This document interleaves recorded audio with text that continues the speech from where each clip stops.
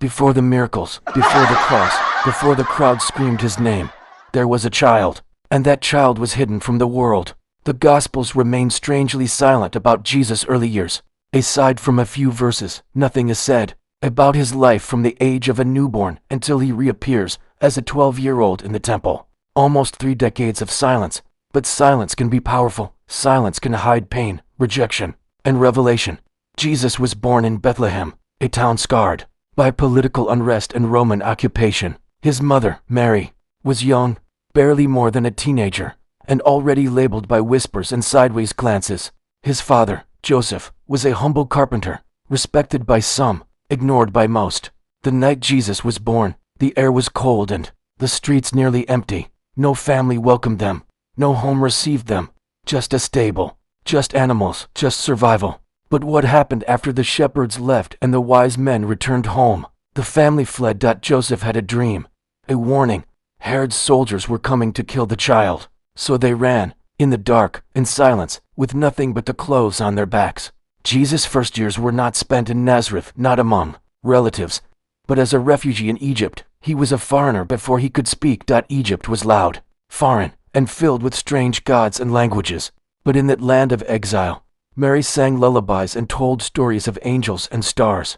Jesus listened, quietly, attentively, even as a toddler. He watched people more than he played with them. Eventually, they returned to Nazareth. But Nazareth was not a place of peace. It was a working-class village, full of tension and pride.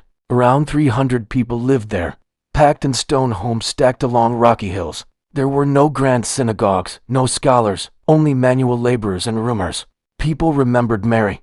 They remembered that she had been pregnant before the wedding. That scandal had never fully died, and so, Jesus grew up with a shadow over his name. That's the carpenter's boy. They'd whisper, no, that's Mary's boy, the strange one, the one they say came from heaven. What blasphemy.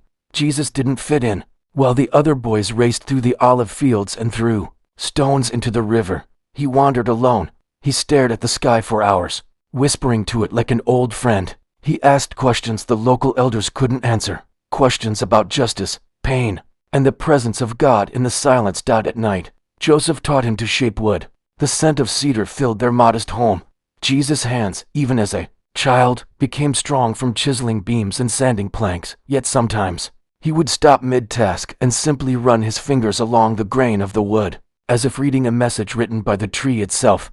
Mary noticed these things. She didn't speak of them, but she kept them in her heart. Every strange word, every dream Jesus had, every tear he cried when no one else was watching. As Jesus approached his 12th year, something began to change. He became restless, pulled by a voice only he could hear. He longed for the temple, for answers, for revelation. That's when the family took the long journey to Jerusalem for Passover. The city overwhelmed him. The towering stone walls, the golden temple glistening in the sun, the chants of prayers rising like smoke. For the first time, he felt surrounded by something greater, something ancient and sacred. While his family prepared to leave, Jesus stayed behind.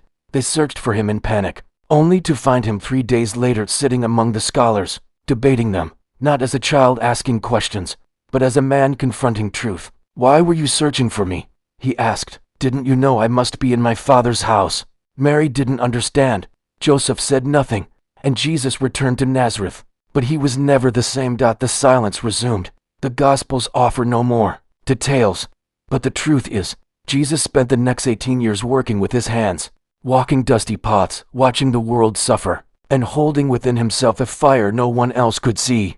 He lived in the noise of Roman oppression, the weight of Jewish tradition, and the pain of being misunderstood, even by those closest to him. The invisible years of Jesus were not empty. They were shaping him, forming him, preparing him, and perhaps wounding him in ways the cross would one day make visible.